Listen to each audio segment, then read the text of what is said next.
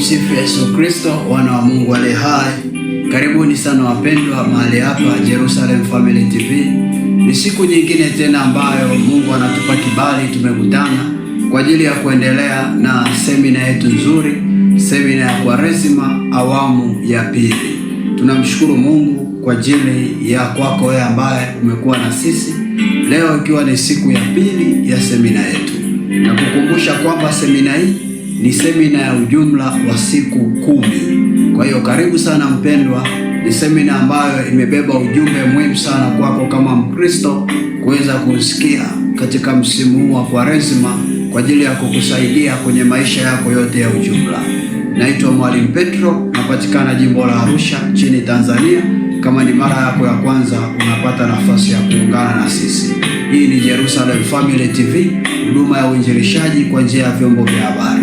Unaweza ukatufuatilia pia, tuko kwenye mitandao yote, Facebook tupo, Instagram tupo, YouTube tupo, TikTok tupo, WhatsApp tupo, na kila mahala tunapatikana kwa jina la Jerusalem Family TV Mwalimu Petro na Evodia Maswele. Jerusalem Family TV Mwalimu Petro na Evodia Maswele. Upande wa Facebook, TikTok na Instagram tufollow, na upande wa YouTube unaweza ukasubscribe channel yetu, ili kila tunapokuwa na semina kama hizi na mafundisho kama haya na masomo mbalimbali huwa tunakuwa nayo, huwa unakuwa wa kwanza kuyapata. Karibu sana mpendwa, tufungue kwa sala ili moja kwa moja tuanze rasmi semina yetu, ikiwa leo ni siku ya pili. Kwa jina la Baba, la Mwana na Roho Mtakatifu, amen. Baba Mungu, tunakushukuru, tunasema asante kwa ajili ya siku ya leo. Bwana, asante Mungu, unatupa nafasi watoto wako tumeweza kuungana kutoka maeneo mbalimbali.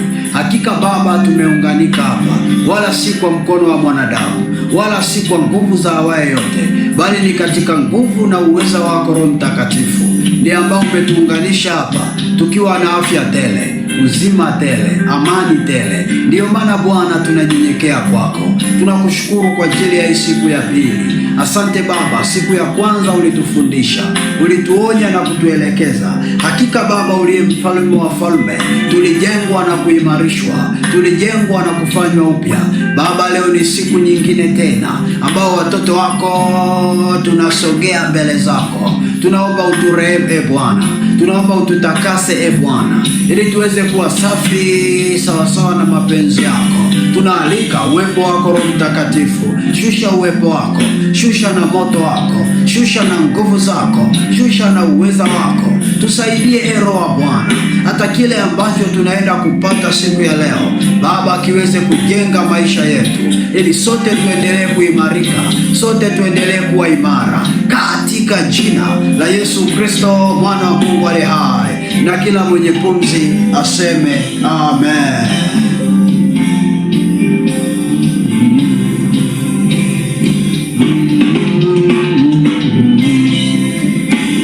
Tumsifu Yesu Kristo, wana wa Mungu aliye hai.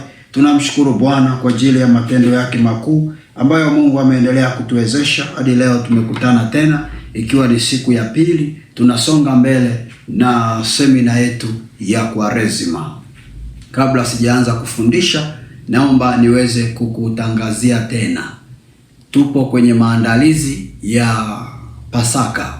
Mwezi huu katika hichi kipindi cha Kwaresima tumekuwa tukifundishwa na kanisa letu Katoliki kwamba tutoe matendo ya huruma kama Wakristo, tufanye matendo ya huruma.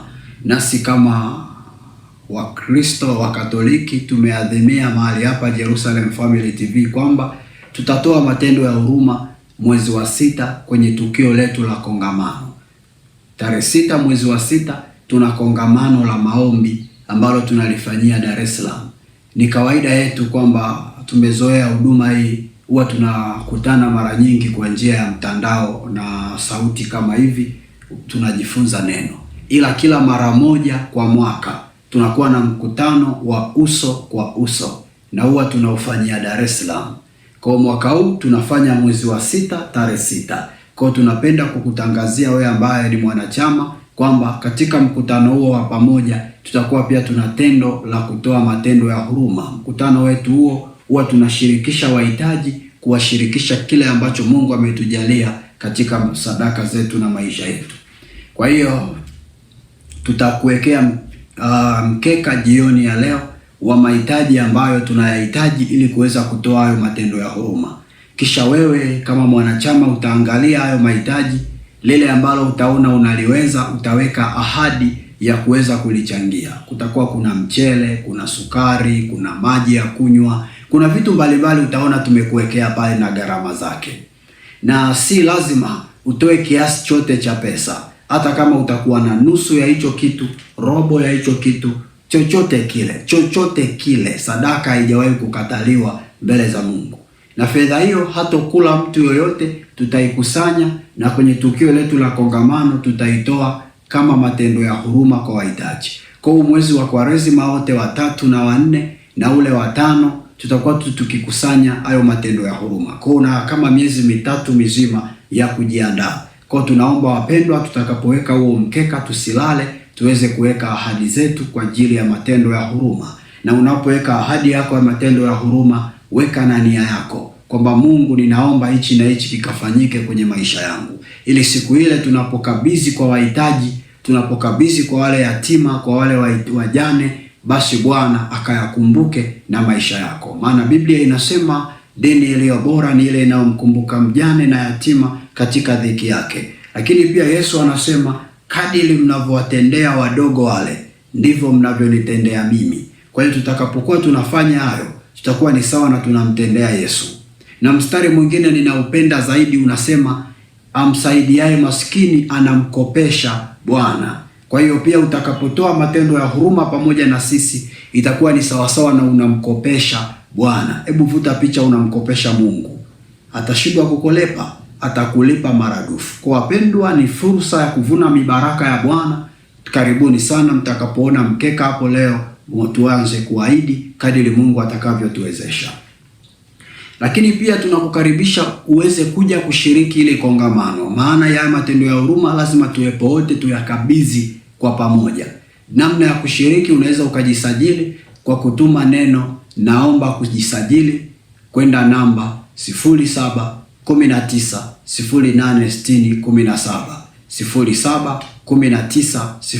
0719086017. Kwa wale ambao mnatutazama, hiyo namba mnayoiona kila wakati inajirudia hapo kwenye skrini yako, itumie hiyo namba kwa ajili ya kujisajili kuja kwenye kongamano. Gharama kwa wanaotokea nje ya Dar es Salaam kwa siku 2 ni 60,000, inayohusisha chakula, malazi na mahitaji mengineyo ya maandalizi ya eneo la huduma.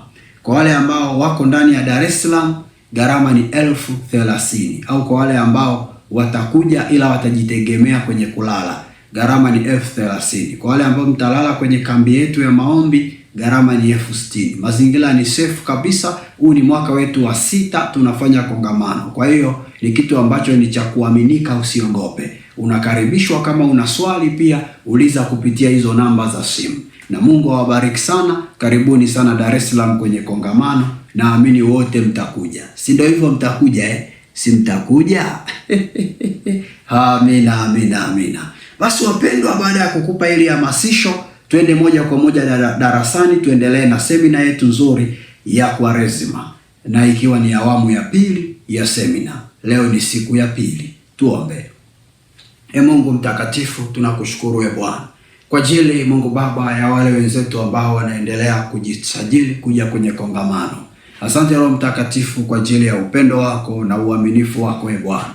Tunaamini Mungu, sote tulioko hapa tutapata nafasi ya kushiriki kongamano hili kwa ukaribu. Na ndiyo maana Roho Mtakatifu tunajiachilia kwako katika moyo wa upole na ibada. Tunakuomba Roho wa Bwana usitusimamie, ili Mungu Baba tukapate kibali Bwana cha kushiriki ili kongamano katika uwepo na nguvu zako Roho wa Bwana, ili sote tukapate kuimarishwa na sote tukapate kutiwa uzima katika jina la Yesu Kristo, na kila mwenye pumzi aseme amen. Basi wapendwa, karibuni sana sana sana katika semina yetu hili. Roho wa Mungu ametupa somo linaloitwa vilipigwa vita vya maneno kabla ya Yesu kwenda msalabani. Vilipigwa vita vya maneno kabla ya Yesu kwenda msalabani. Vilipigwa vita vya maneno kabla ya Yesu kwenda msalabani. Katika somo hili malengo tuliyo nayo ni kutufumbua macho jinsi unavyoweza kuuawa kwa njia ya maneno na namna unavyoweza kuzuia vita ya maneno isikuue, ubaki salama.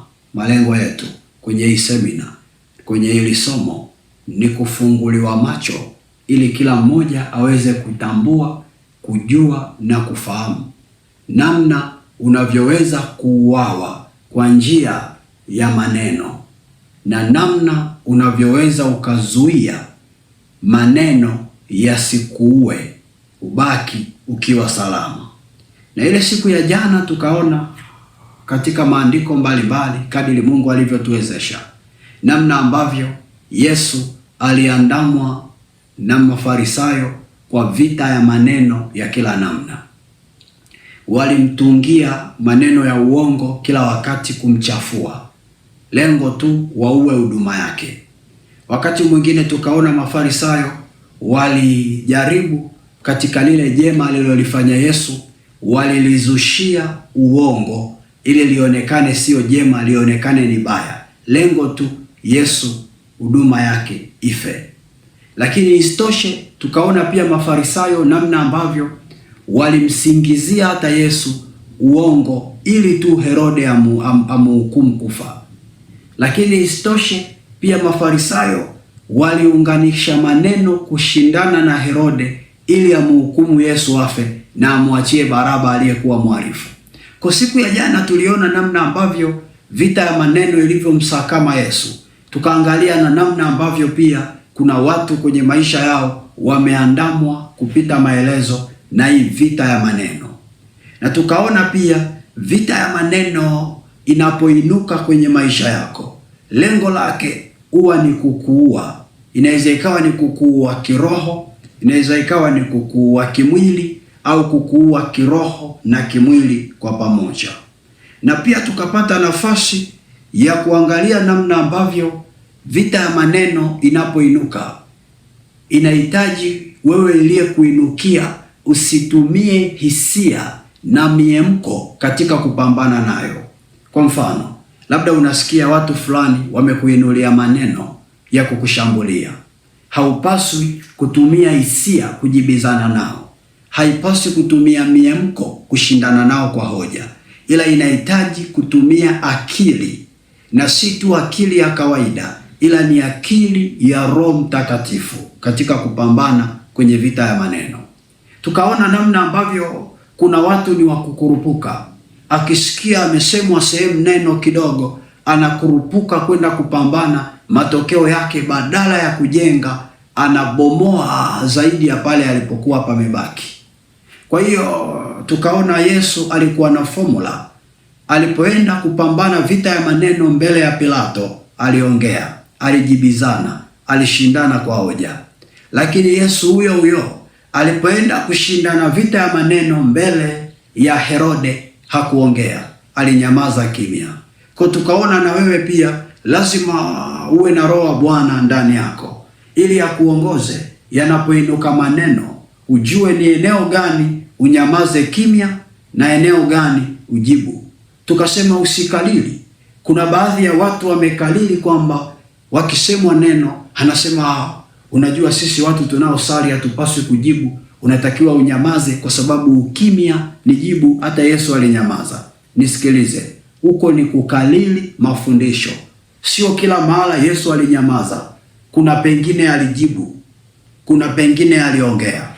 Kwa hiyo na kuna pengine alinyamaza. Kwa lazima uwe na Roho wa Bwana ili usinyamaze kwa ajili ya uoga.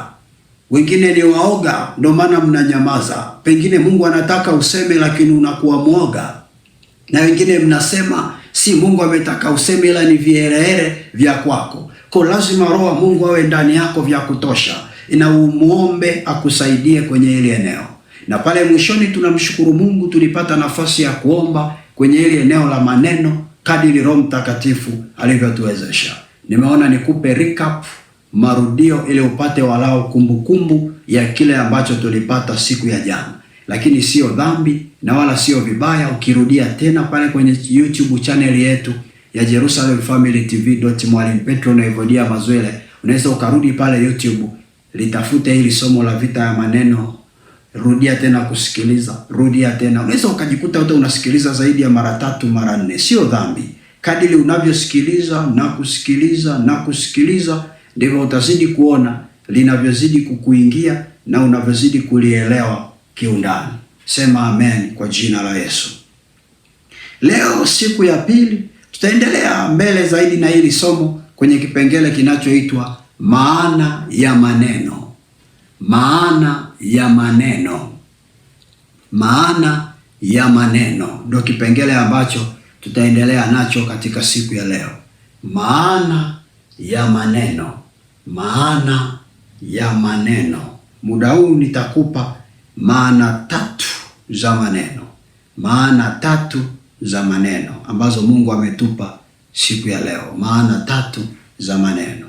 Tutaanza na maana ya kwanza. Maana ya kwanza.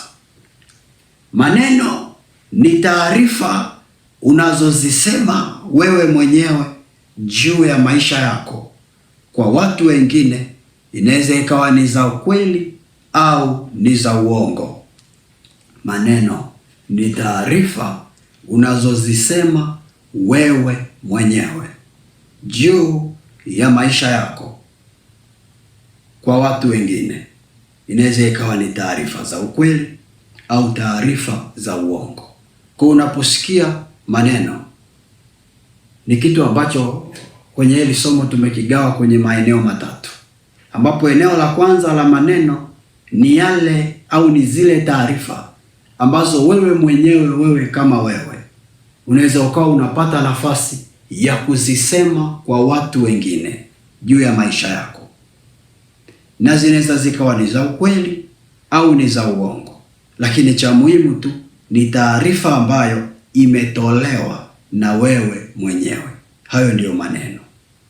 Kile kitabu cha Injili ya Yohana sura ya 6 ule mstari wa 48 hadi 50.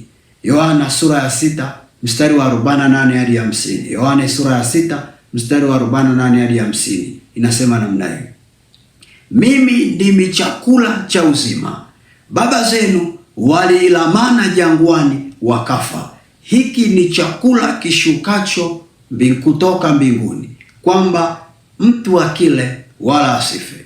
Tunaona hapa kwenye hili neno Yesu anaongea maneno ya taarifa zake yeye mwenyewe. Anasema mimi, yani yeye Yesu, mimi ni chakula cha uzima. Anajiongelea yeye mwenyewe, anawataarifu watu. Kwa hiyo alikuwa ni maneno ya taarifa ya maisha ya Yesu ambayo aliiongea yeye mwenyewe. Na Yesu mara nyingi alikuwa na tabia ya kujisema kwa watu mara kwa mara, kujisema kwa watu, kwa sababu maisha ya Yesu ni Injili. Na ndio maana alikuwa anajisema kwa watu, kwa sababu alikuwa anajua kila anachojisema kuhusu yeye anahubiri kwa watu. Na ndio maana anawaambia mimi ni chakula cha uzima, mimi ndimi njia ya kweli na uzima. Watu wanamsikiliza, na kila alilokuwa anasema Yesu lilikuwa ni la ukweli mtupu. Yesu alikuwa asemi uongo kuhusu maisha yake. Kila alilokuwa analisema, kila neno lilikuwa ni la ukweli. Ila wapo wanadamu ambao wana tabia ya kujisema maneno juu ya maisha yao, taarifa za ukweli. Ila wapo na wengine wana tabia ya kusema maneno juu ya maisha yao katika taarifa za uongo. Wapo anajiongelea maisha yake kwa watu katika namna ya uongo, na kila mmoja anapojiongelea kwa watu katika namna ya uongo, kila mtu huwa ana nia yake. Kuna mwingine anaweza akaongea maneno juu ya maisha yake yeye mwenyewe kwa lengo la kujisifia. Kwa katika kule kujisifia, anaongeza na uongo mle ndani ili aonekane yeye ni imara zaidi. Anajisifia, anatia na chumvi. Kuna mwingine anaongea juu ya maisha yake kwa ajili ya kutamani kujitetea. Kwa anakuwa anajieleza katika namna ya kujitetea, anaweka na uongo akifikiri anajilinda. Kwa kila mmoja kuna namna ambayo inamsababisha ajitolee taarifa isiyokuwa sahihi juu ya maisha yake. Wengine wanajiongelea taarifa za maisha yao kwa sababu wanaigiza, wana pretend. Anatamani watu wamuone yeye ni bora kuliko ule uhalisia alivyo. Kwa inabidi autunge uongo wa kujiinua na kujikweza. Ila Yesu yeye, kila neno alilojiongelea kuhusu yeye ilikuwa ni neno la taarifa ya ukweli. Angalia hata kile kitabu kingine cha Marko, ile sura ya 13, ule mstari wa 22 hadi wa 24. Marko 13:22-24. Marko 13:22-24 inasema namna hii: kwa maana wataondoka makristo wa uongo na manabii wa uongo, watatoa ishara na maajabu, wapate kuwadanganya kama yamkini hata hao wateule. Bali ninyi jihadharini, nimekwisha kuwaonya yote mbele. Kwa neno la Mungu linasema wataondoka makristo wa uongo, watawadanganya kwamba wao ni makristo. Ina maana hawa watu wataenda mbele za watu, watajisema maneno ya kwamba wao ni makristo. Hawatasemwa na watu wengine, ila ni wao kama wao ndio watakaowadanganya watu wao ni makristo. Kwa nini nakupa huu mstari? Ili uone namna ambavyo kuna maneno ya mtu kujisambazia yeye mwenyewe. Yanaweza akawa ni ya ukweli kama Yesu alivyojisambazia maneno ya ukweli, na yanaweza yakawa ni ya uongo ili tu mtu ajivune au kuibie au ajitetee. Kila mtu kwa sababu yake akasema akajisambazia uongo. Si kama tuko sawa sawa kanisa la Bwana. Wacha nikuonyeshe maana ya pili. Maana ya pili ya maneno. Maana ya pili ya maneno. Maneno ni taarifa zinazosemwa na watu wengine juu ya maisha yako. Zinaweza zikawa ni za ukweli au ni za uongo. Maneno ni taarifa zinazosemwa na watu wengine juu ya maisha yako. Zinaweza zikawa ni taarifa za kweli au ni za uongo. Kwa kwenye ile maana ya kwanza tumeona maneno ni taarifa ambayo mtu wewe mwenyewe unajisemea wewe mwenyewe. Alafu kwenye maana ya pili tunaona utofauti kidogo. Tunaona pia maneno ni ile taarifa ambayo watu wanaisema kuhusu maisha yako. Wewe wala hujisemi wala hujiongelei, ila ni watu wengine ndio wanapata nafasi ya kusema juu ya maisha yako. Na wako ambao watasema ya ukweli kuhusu wewe, na wako ambao watasema ya uongo kuhusu wewe. Kwa yote hayo kwa ujumla, yale ya ukweli na yale ya uongo wanayosema watu wengine, yote kwa ujumla tunayaweka kwenye grupu moja la maneno juu ya maisha yako. Si kama tuko pamoja kanisa la Bwana. Msifu Yesu Kristo. Kile kitabu cha Yohana, Injili ya Yohana sura ya 7, kuna kitu kizuri pale, tutafanya Bible study.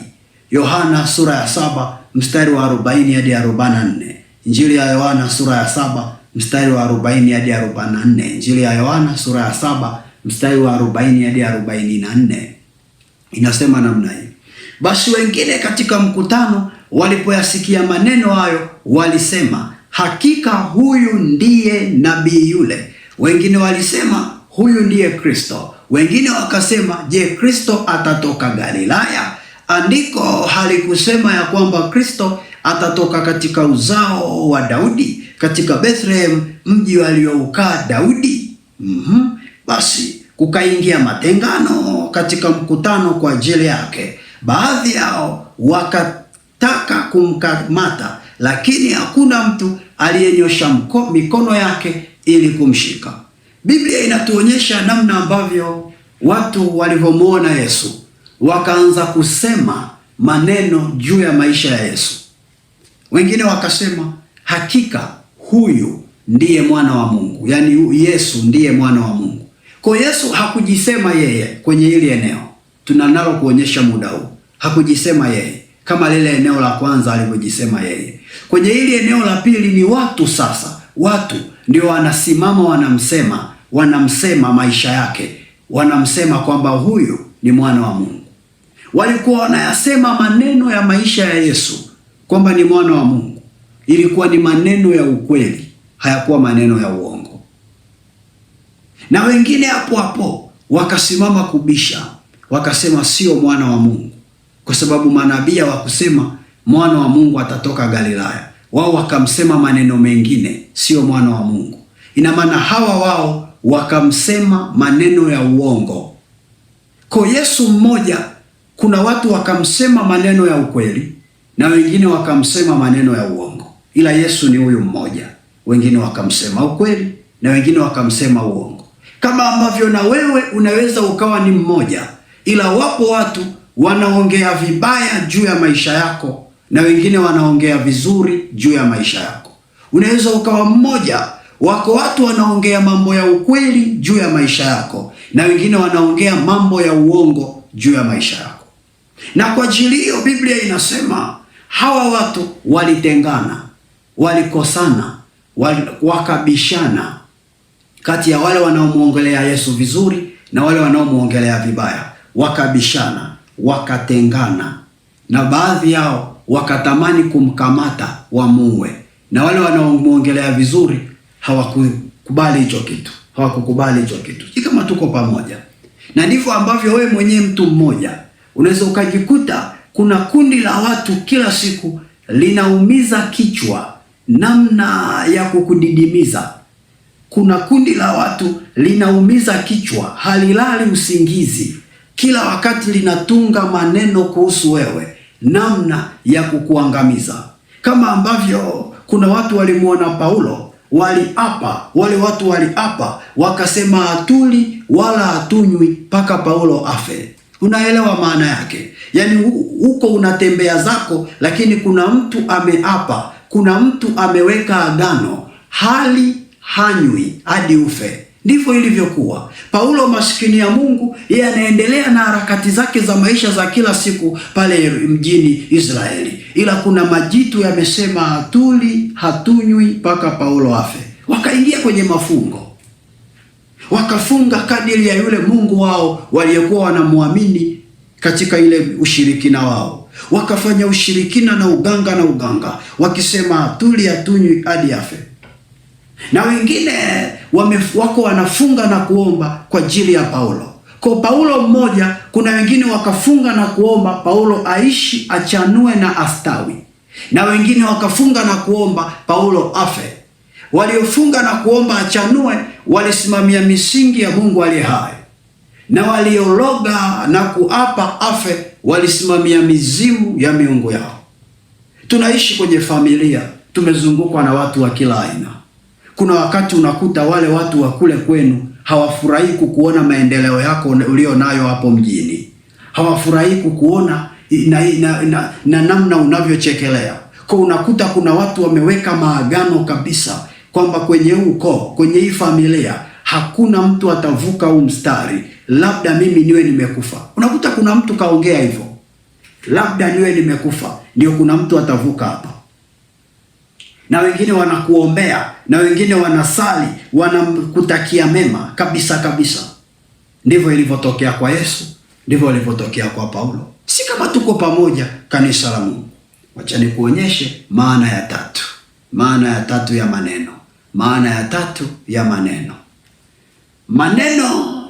Maneno ni roho, au maneno huwa yamebeba roho ndani yake, katika ulimwengu wa roho, inayosimamia nguvu ya utendaji wa roho au wa hilo neno kwa yule aliyekusudiwa kulisikia. Maneno huwa yamebeba roho ndani yake, inayosimamia utendaji wa nguvu ya lile neno kwa yule anayepaswa kulisikia.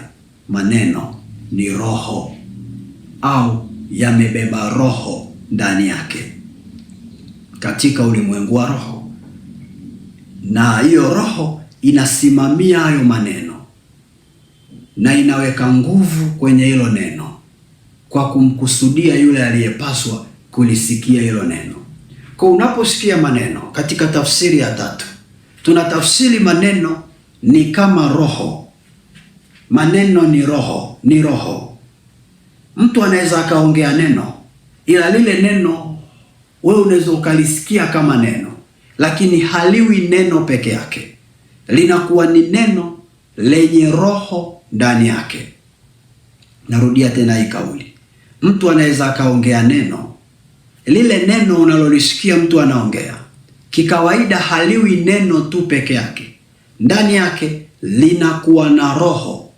Ndio maana Biblia inasema neno la Mungu ni uhai. Neno la Mungu ni uhai. Kwa nini? Kwa sababu neno la Mungu ndani yake lina Roho Mtakatifu. Kwa popote linapoongelewa linaachilia uhai kwa yule anayelisikia.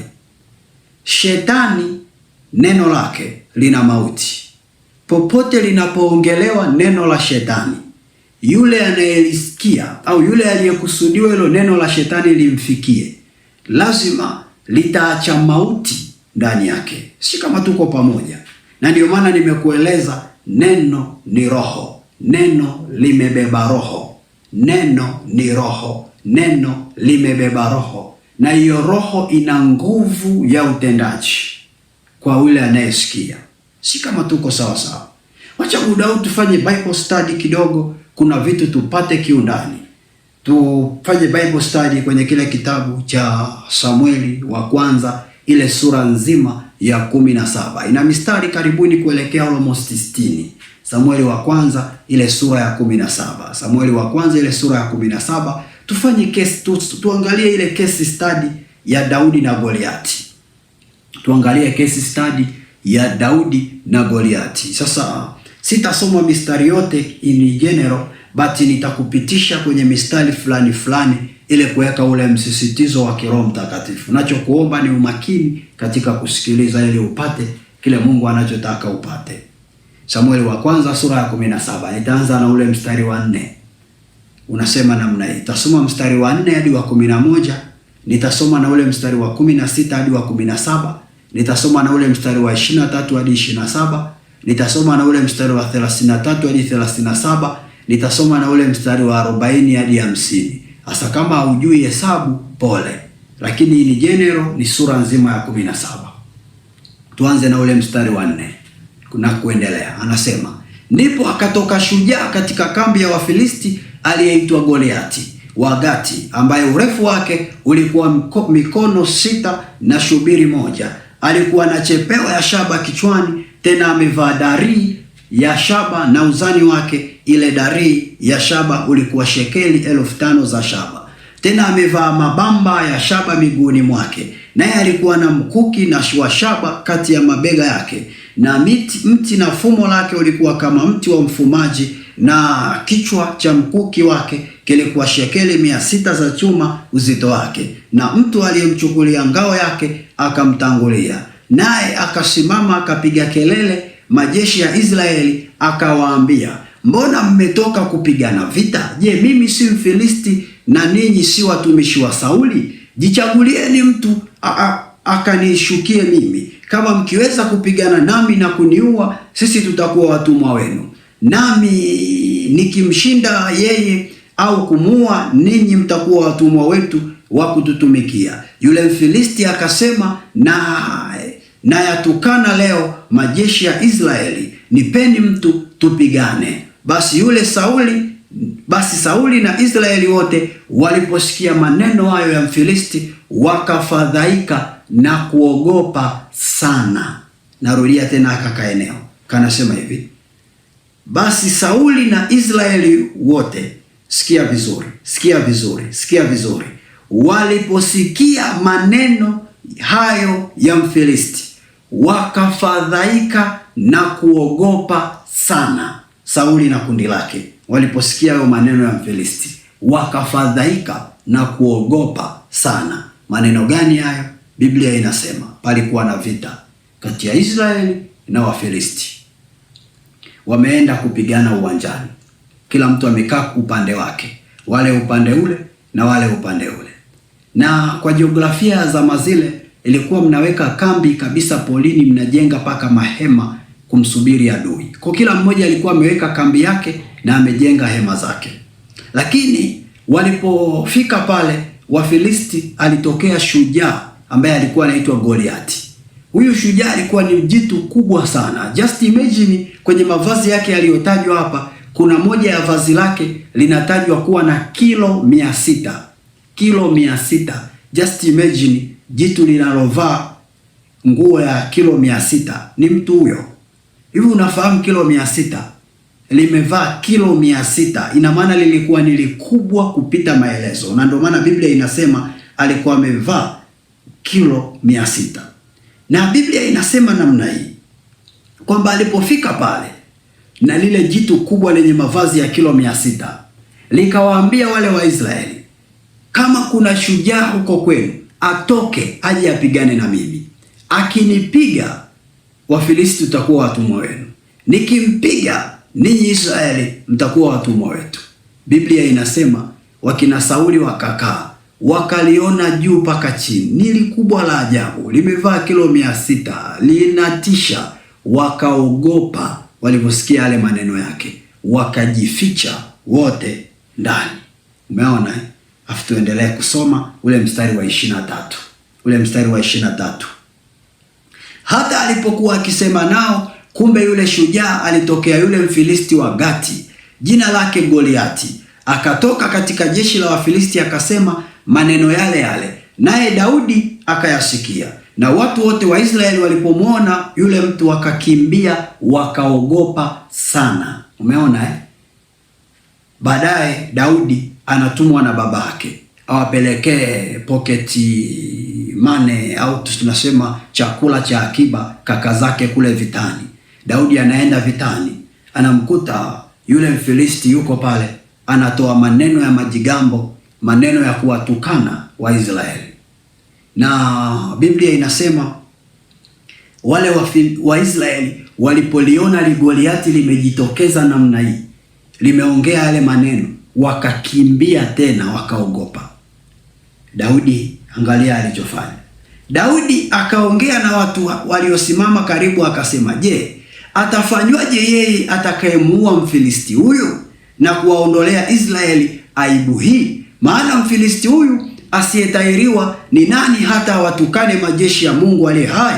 Nao wakamjibu hivyo hivyo, wakasema, ndivyo atakayofanyiwa mtu yule atakayemuua. Kwa Daudi alipokaa kuyasikiliza maneno ya lile jitu Goliati, Daudi binafsi ilimkwaza, kwa sababu akaona linaongea maneno ya kulitukana jeshi la Mungu, lina kashifu taifa teule la Mungu, na hakuna hata Mwisraeli mmoja ambaye ana ubavu wa kulisogelea, kuanzia mfalme Sauli, askari zake zote wote, wakina Yoabu na wengineo wamejificha, wanamuogopa Goliati. Tuendelee mstari wa 33. Mstari wa 33. Sauli akamwambia Daudi, huwezi wewe kumwendea Mfilisti huyu upigane naye, maana wewe u kijana tu, na huyu ni mtu wa vita tangu ujana wake.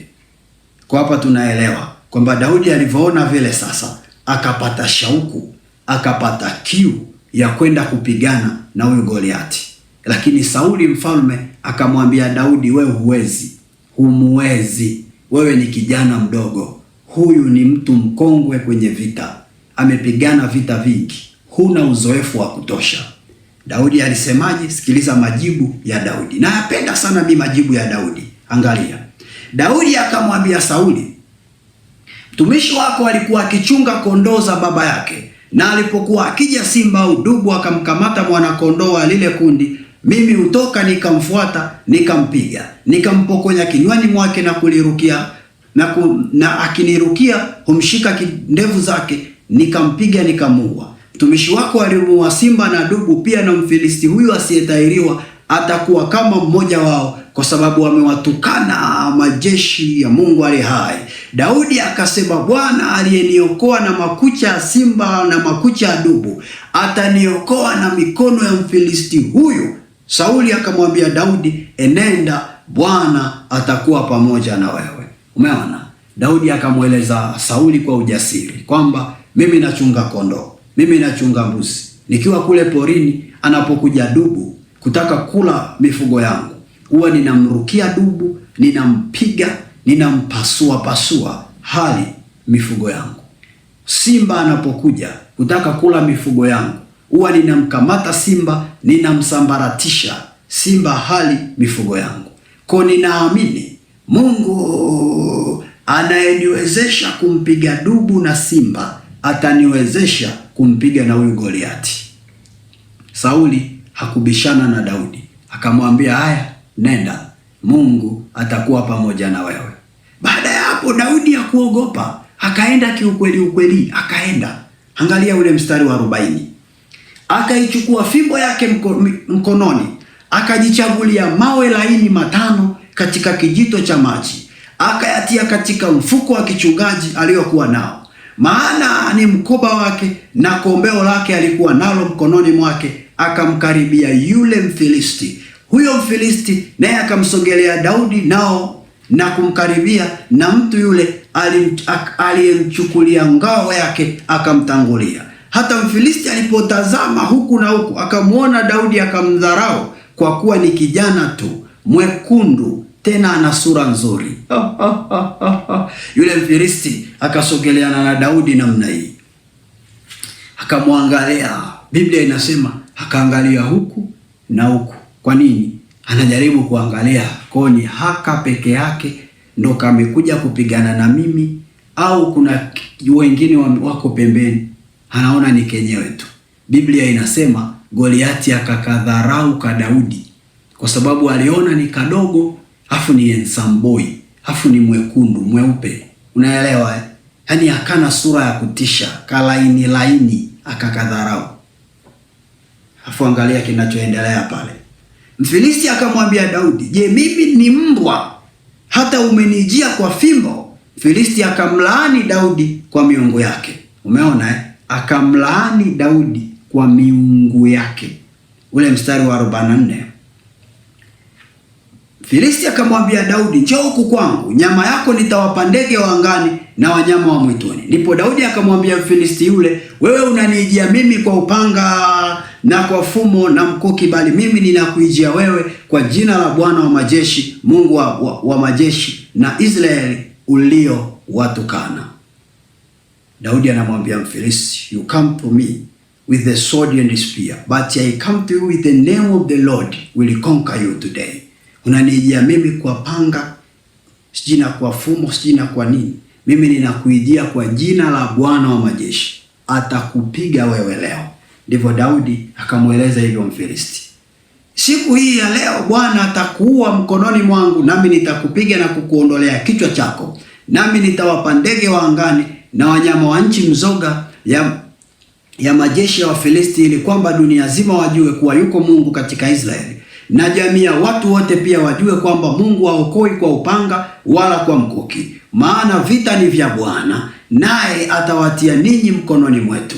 Ikawa hapo Mfilisti alipojiinua akaenda akamkaribia Daudi, ndipo Daudi naye akapiga mbio akalikimbilia jeshi ili akutane na yule Mfilisti.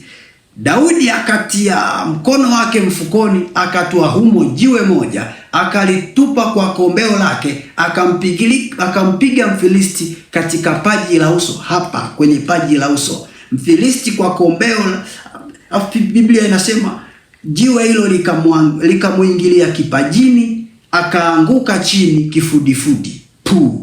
Hivyo Daudi akamshinda yule Mfilisti kwa kombeo na jiwe, akampiga Mfilisti akamuua. Walakini Daudi hakuwa na upanga mkononi mwake. Wana wa Mungu aliye hai, wana wa Mungu aliye hai, kanisa la Mungu tulioko hapa, hebu nisikilize pole pole. Nimekupa Bible study hapa, nimekupa case study ndefu sana, lakini imebeba ujumbe mkubwa sana. Kumbuka tulikotoka, usije ukasahau. Neno ni roho, maneno ni roho, maneno yamebeba roho ndani yake. Goliati anawatisha Waisraeli kwa maneno yake. Kwa nini? Kwa sababu maneno ya Goliati halikuwa hayasemi katika nguvu za kawaida, ila alikuwa anayasema kwa uwezesho wa miungu ya kwao ya Wafilisti. na mungu wa Wafilisti alikuwa anaitwa Dagoni. Kwa yale maneno ya Goliati yalikuwa yamebeba upako wa Dagoni kule ndani, na ndio maana alipoyaongea Waisraeli wote walimuogopa, walitishika. Kwa vita ya Goliati na Waisraeli haikuwa vita ya kimwili, ilikuwa ni vita ya kiroho. Watu wengi wanaposomaga hichi kisa wao wanafikiri ile vita ilikuwa ni ya mwilini. Haikuwa ya mwilini, ilikuwa ni vita ya rohoni. Na ndio maana Goliati kwa maneno tu aliweza kumweza Sauli na jeshi lake.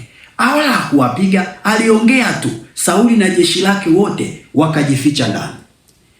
Maneno ya Daudi yalikuwa yana upako wa Mungu aliye hai, na ndiyo maana Daudi alikuja na maneno ya tofauti na maneno ya Sauli.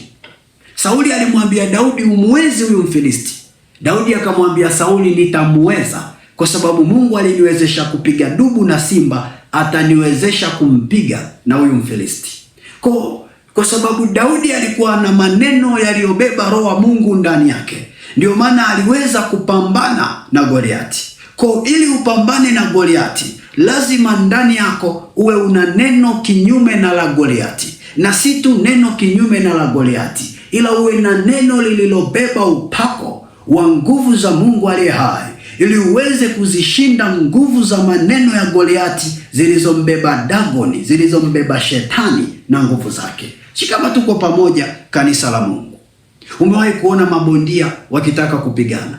Mabondia kabla ya kupigana utaona wanatambishiana kwanza. Huyu anamwambia, nitampiga knockout, hatotoboa raundi moja tu, atakufa ulingoni. Mwingine anasema nitampiga, nitamuua. Yale maneno wanayotambishiana, uwe na uhakika huwa yana roho ndani yake. Kama yule bondia mwingine ni mwoga, anaweza akaahirisha pambano au akaingia ulingoni amejaa hofu, kwa sababu mwenzake amemtisha kwa maneno yake.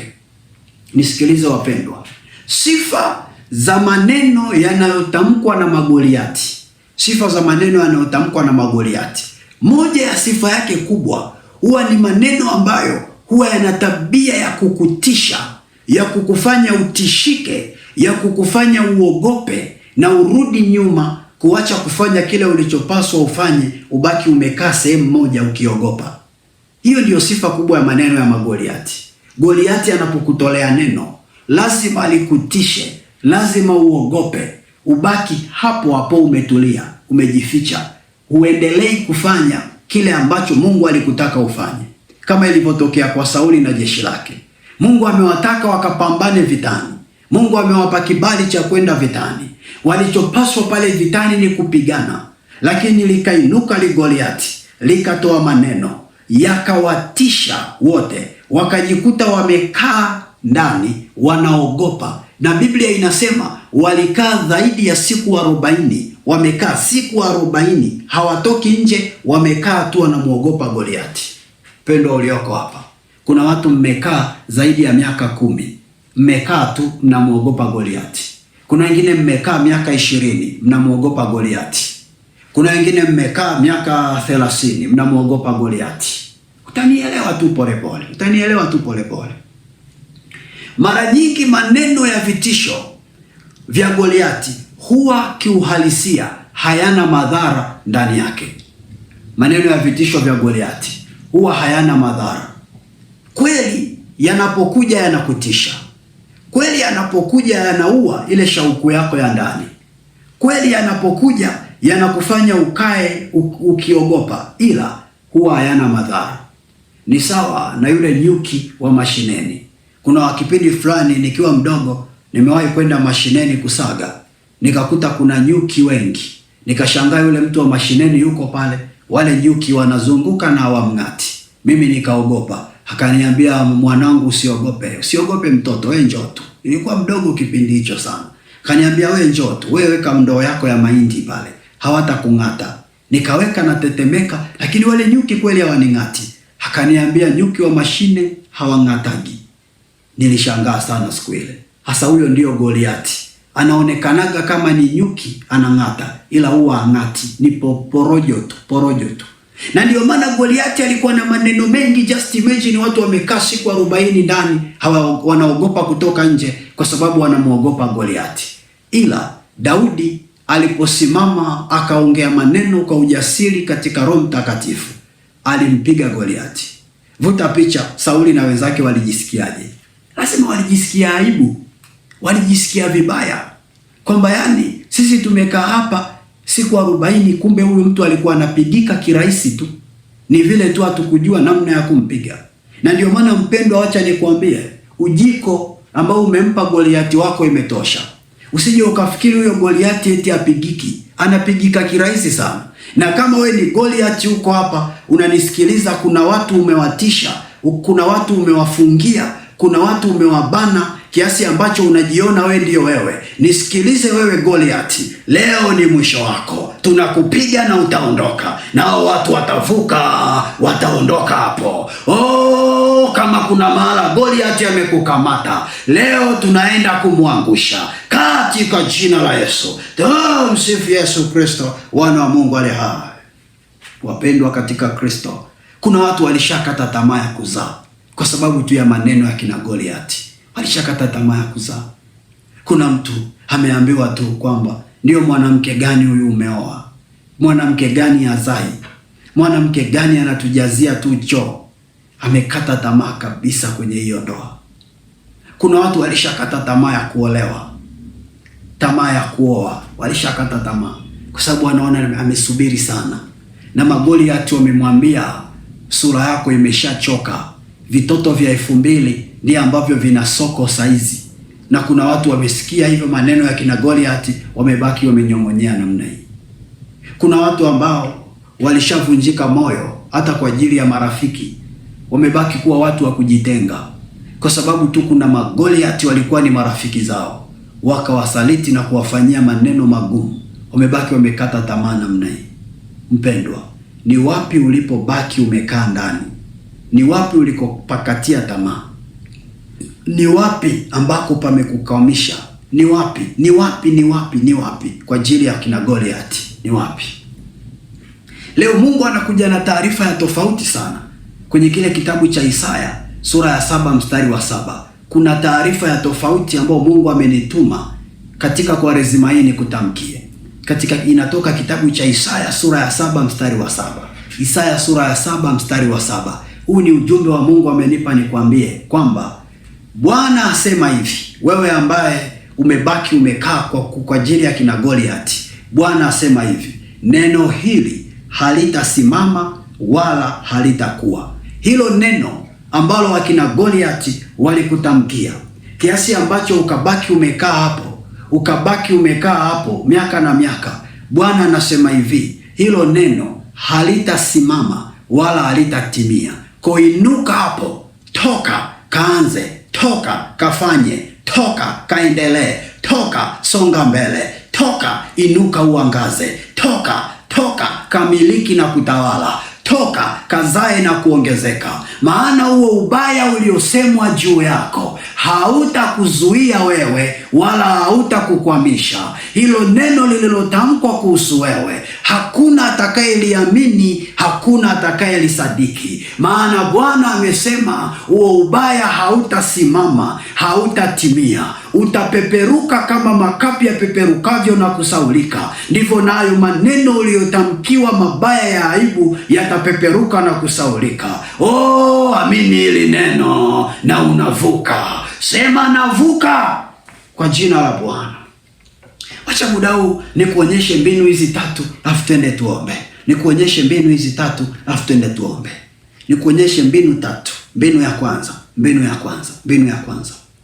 Eneo ambalo Goliati amekuambia huwezi. Wewe nenda kwenye maombi. Afu anza kujitabiria kwamba nayaweza yote katika yeye anitiaye nguvu. Hii ndiyo namna ya kumshinda Goliati. Eneo ambalo Goliati anakuambia hivi kwamba uwezi, wewe unaenda kwenye maombi, unatamka naweza. Unatamka kinyume na vile alivyokutamkia. Sawa, na unatamka kwa maandiko. Sawa na ile Wafilipi 4:13. Wafilipi 4:13 inasema namna hii, nayaweza mambo yote katika yeye anitiaye nguvu. Wafilipi 4:13. Kwa kama kuna eneo Goliati akikwambia huwezi, we nenda kwenye maombi. Kaa tu kwenye maombi, anza kujitamkia, ndiyo Goliathi umesema siwezi, lakini nayaweza mambo yote katika yeye anitiaye nguvu. Na ghafla unashangaa unawezeshwa na Bwana. Goliathi neno lake halitasimama wala halitatimia. Utayaweza katika yeye akutiaye nguvu. Twende eneo la pili, na kupitisha tu haraka haraka pale. Eneo la pili, eneo ambalo Goliathi amekuambia hutaingia kwenye ndoa hadi afe. Jitamkie, nitaoa, nitaolewa, na simamia mstari wa Biblia. Kwa kama kuna eneo Goliathi amekuambia hautaoa wewe, hautaolewa, kuna watu wamesimama kabisa wamesema huyu fulani haoi, labda niwe nimekufa. Nisikilize, wewe inuka, jitamkie kwa neno la andiko. Sawa sawa na ile Methali 19:14.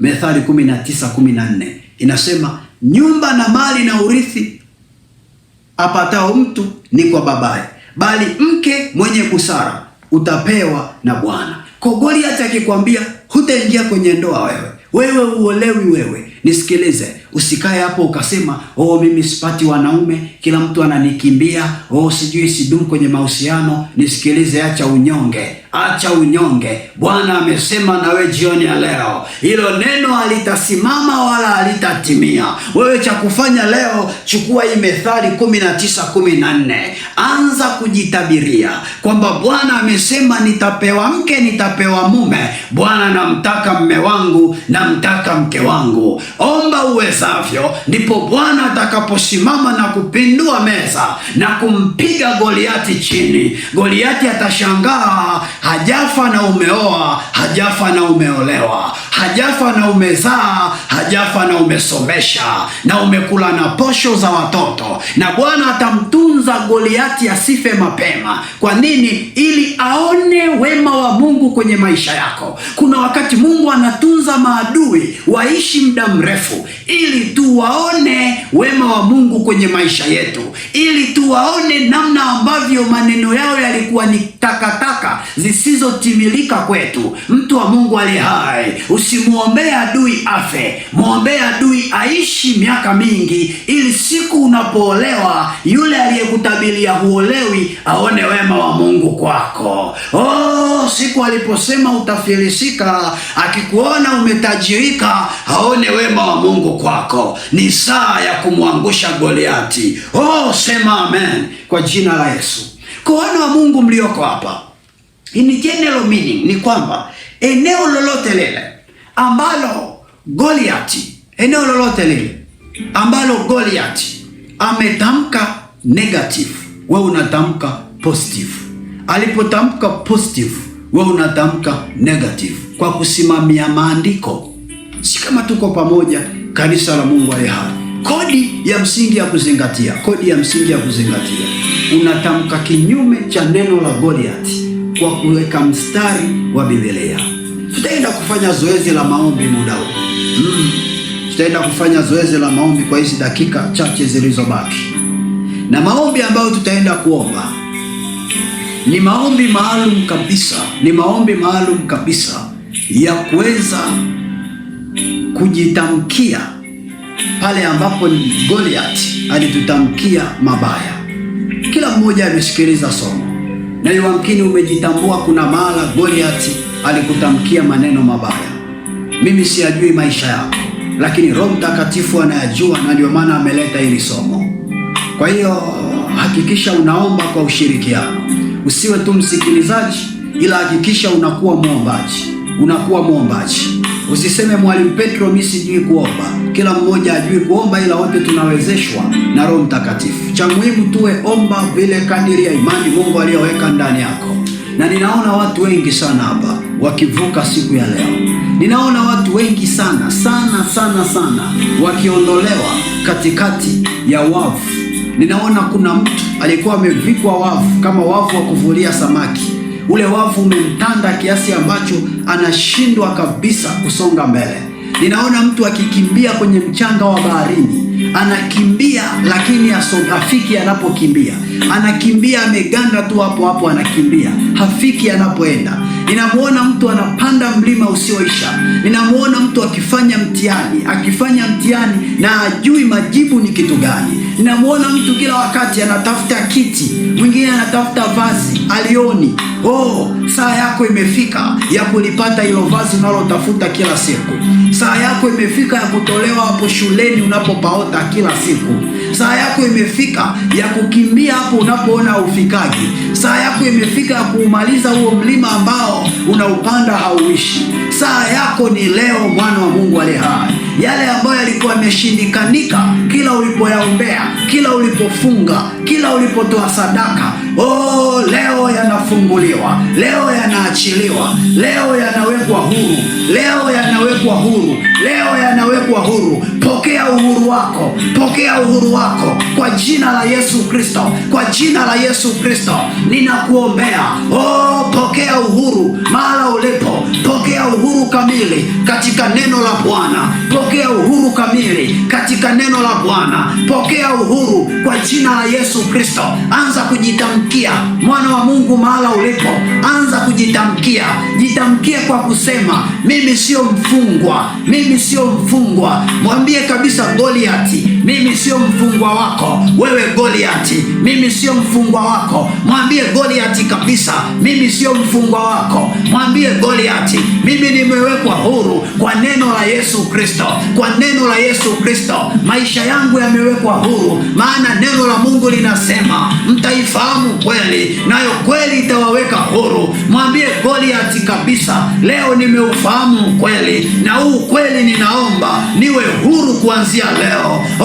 Mwana wa Mungu, mahala unaponitazama, mahala unaponisikiliza, mwambie Goliati, mimi sio mtumwa wako tena. Nimetumika hapa miaka ya kutosha, imetosha sasa, imetosha sasa. Ni saa yangu ya kuondoka kwenye hichi kifungo. Mwambie Goliati, ni saa yangu ya kuondoka. Hapo mwanzoni nilikuwa sijui, nilikuwa sitambui namna ya kutoka.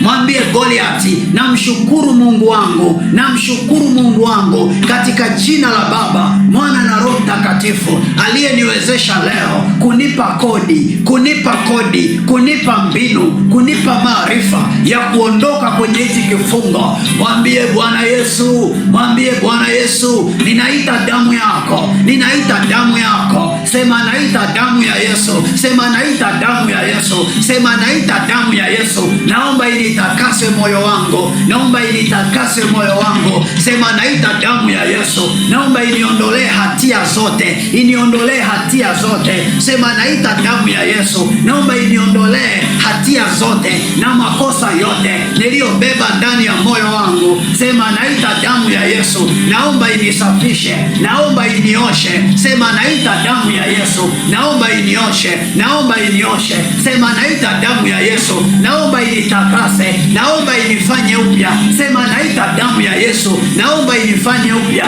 Sema naita damu ya Yesu, naomba initakase, naomba initakase. Sema damu ya Yesu, damu ya Yesu, damu ya Yesu, damu ya Yesu. Ninazungusha moto wa Roho Mtakatifu, ndio kombeo langu la leo. Sema nazungusha moto wa Roho Mtakatifu mara ya kwanza, nazungusha moto wa Roho Mtakatifu mara ya pili, nazungusha moto wa Roho Mtakatifu mara ya tatu, nazungusha moto wa Roho Mtakatifu mara ya nne, nazungusha moto wa Roho Mtakatifu mara ya tano, nazungusha moto wa Roho Mtakatifu mara ya sita, nazungusha moto wa Roho Mtakatifu mara ya saba, nazungusha moto wa Roho Mtakatifu. Ninaanza kumpiga Goliati, nampiga Goliati, nampiga Goliati. Haya, anza kumpiga, anza kumpiga, anza kumpiga, anza kumpiga Goliati wa madeni, Goliati wa magonjwa, Goliati wa laana, Goliati wa mikosi, Goliati wa maneno ya kufungwa kwamba hautaoa, hautaolewa. Mpige huyo Goliati, na unapompiga mtaje na jina, mtaje na jina kadiri unavyomfahamu huyo Goliati. Mtaje na jina, mtaje na jina. Wewe Goliati, na kupiga, na kupiga, na kupiga, na kupiga, na kupiga kwa jina la Yesu Kristo, Mwana wa Mungu aliye hai. Ndio, ndio, kuna watu wanafunguka, kuna watu wanafunguka. Ndio, ndio, ndio. Endelea kumpiga, endelea kumpiga hata hapo chini ulipoanguka. Endelea kumpiga ukiwa hapo chini, hapo ulipokaa. Endelea kumpiga. kumpiga, endelea kumpiga, endelea kumpiga. Mpige huyo Goliati, mpige huyo Goliati. Amefunga watoto wako vya kutosha. Haiwezekani uzae mabinti wazuri namna hiyo asiondoke hata mmoja, haiwezekani. Mwaka huu lazima kwenye hiyo nyumba cheleko ifanyike. Ndio, endelea kumpiga. Haiwezekani eti watoto wote wa kiume wamekimbilia kwenye bangi, haiwezekani. Tumekuona we Goliati uliyeharibu hiyo nyumba, endelea kumpiga, endelea kumpiga. Haiwezekani. Miaka na miaka umemjua Bwana, lakini haujulikani karama yako ni nini, huduma yako ni ipi. Umepoa kiroho, ukisoma Biblia unalala, hauelewi chochote. Piga huyo Goliati aliyekufunga kwenye usingizi. Piga huyo Goliati, piga huyo Goliati. Goliati wa umaskini, Goliati wa umaskini. Piga. Goliati wa mandoto mabaya wakati wa usiku. Piga huyo Goliati, piga huyo Goliati. Usinyamaze mtoto wa Mungu, usinyamaze mtoto wa Mungu. Endelea kupiga, endelea kupiga. Goliati wa mapepo ya ngono, majini, mahaba yanayokuja kufanya mapenzi na wewe. Piga huyo Goliati leo, piga huyo Goliati leo. Ndio, piga Goliati, piga Goliati. Goliati wa chuma ulete, Goliati wa chuma ulete. Roho ya kukuibia fedha zinapotea tu, hazijulikani zimeenda wapi. Piga huyo Goliati, piga huyo Goliati kwa jina la Yesu. Mwambie nakupiga. Toka kwangu, huna kibali, huna papo tena. Mimi nimewekwa huru. Rapa shekete. Ni saa yako ya kuwa huru, ni saa yako ya kufunguliwa, ni saa yako ya kufunguliwa. Nami nakuweka huru katika jina la Yesu Kristo. Hutakuwa mtumwa tena wa huyo Goliati. Wewe sio mtumwa tena wa huyo Goliati. Wewe sio mfungwa tena wa huyo Goliati. Kila nafasi aliyokuwa amepata ya kukukamata, ya kukutumikisha, ninafunga huo mlango. Rapa shekete. Ndio. Rapa ndeke ya bushanda rabasiki. Ndio. Damu ya Yesu inatiririka. Ndio. Ramanderebusha. Kuna watu hapa kwenye maeneo yao waliopo, mvua ya damu ya Yesu inanyesha.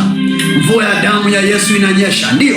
Raposha kata. Mvua ya damu ya Yesu inanyesha. Ndio. Mvua ya damu ya Yesu inanyesha kwenye eneo lako. Mvua ya damu ya Yesu inanyesha. Inaondoa laana na vifungo. Inaondoa mikosi, magonjwa, kila tabia sugu, kila matatizo sugu yaliyokuwa yameshikilia maisha yako yanaondoka. Kuna mtu yuko hapa ghafla anashangaa amepokea uponyaji. Kuna mtu yuko hapa ghafla anashangaa uvimbe umeondoka na ajui umeondokaje. Kuna mtu yuko hapa anashangaa ghafla ameondokewa kabisa na HIV kwenye mwili wake. Rapa koria sakata. Ndio. Rapa korabushakata. Repa sakata. Repa yekerebusha makorabashikiti. Kuna watu wako hapa, mvua ya damu ya Yesu inabadilisha historia zao. Miaka na miaka walizoeleka kwenye matatizo, damu ya Yesu imeandika historia mpya kwao, rekodi mpya, uzima mpya, nafasi mpya, vibari vipya. Orapakoria sekete ramashakata. Mvua ya damu ya Yesu inakubadilishia vazi ulizoeleka. Wewe ni mtu fulani mbaya. Mvua ya damu ya Yesu inakupa vazi jipya. Wewe kuanzia leo ni wa heshima. Tazama Daudi alipompiga Goliati na heshima yake iliongezeka. Ndio maana ninakuombea heshima iingie kwenye nyumba yako.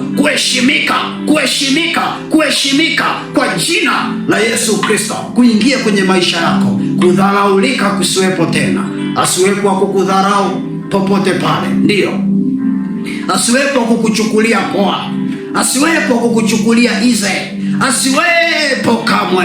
Wewe ni mwana wa Mungu. Utiisho wa kimungu. Utiisho. Roho ya utiisho ninaipweka ndani yako. Roho ya utiisho naipanda kwenye moyo wako katika jina la Yesu Kristo, mwana wa Mungu aliye hai. Popote ulipo, popote unapokaa, popote unapotembea, utembee na utiisho wa kimungu. Utembee na utiisho wa kimungu. Wewe ni shujaa.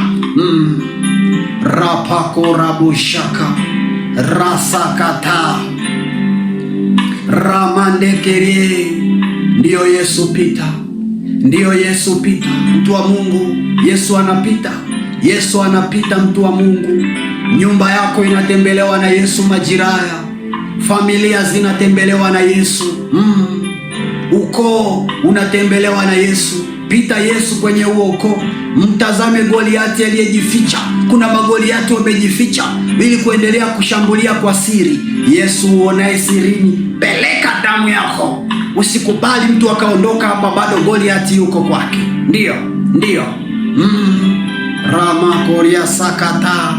Kiburi, roho ya kiburi, napeleka damu ya Yesu. Kiburi shindwa kwa jina la Yesu, toka. Ndiyo. Rama shekete. Goliati uliyekamata tendo la ndoa, Goliati uliyekamata tendo la ndoa, hawasikii chochote. Maumivu, hamu ya tendo la ndoa kwa jina la Yesu.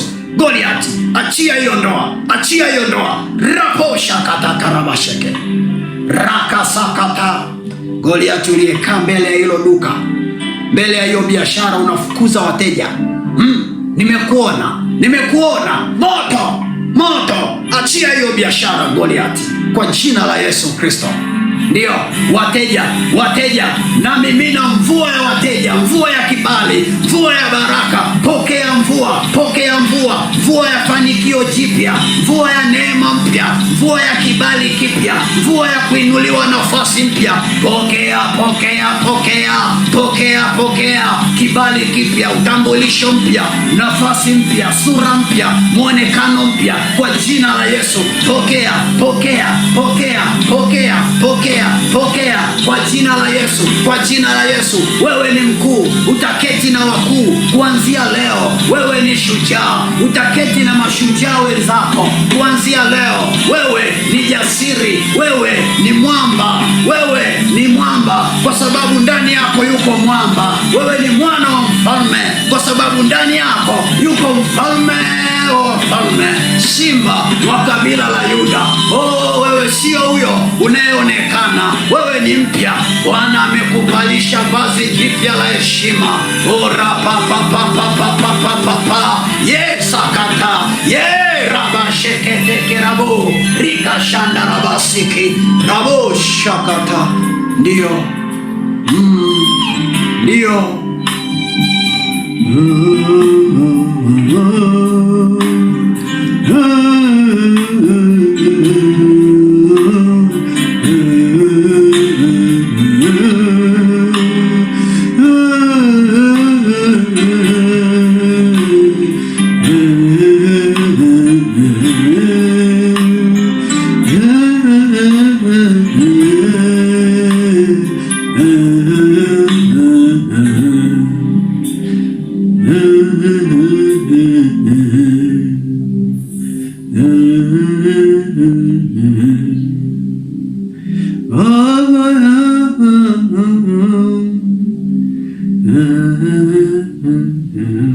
Hakika Baba, tunakushukuru kwa ajili ya maombi.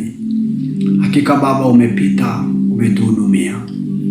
Sifa, heshima na utukufu ni vyako. Enzi, kibali na mamlaka ni yako. Hakuna mwingine aliyefanya, ni wewe Alfa na Omega. Ni wewe niko ambaye uko, ndiye ambaye umeshuka na kulifungua ili kundi kubwa. Ni wewe Bwana ndiye ambaye umetuhudumia na kutuponya na kutuvusha. Mungu, tuseme nini? Pokea sifa, heshima na utukufu. Enzi, mamlaka na adhama, ukuani na usultani na ufalme, yote ni vyako Jehova. Baba, tunajiweka chini ya mbawa zako. Tuepushe na roho za visasi na malipizi. Hata moto uliotupa tupe kuutunza, tusiupoteze. Kibali chako kikatupe nafasi tena kesho. Asante. Katika jina la Baba, Mwana na Roho Mtakatifu. Kila mwenye pumzi aseme amen.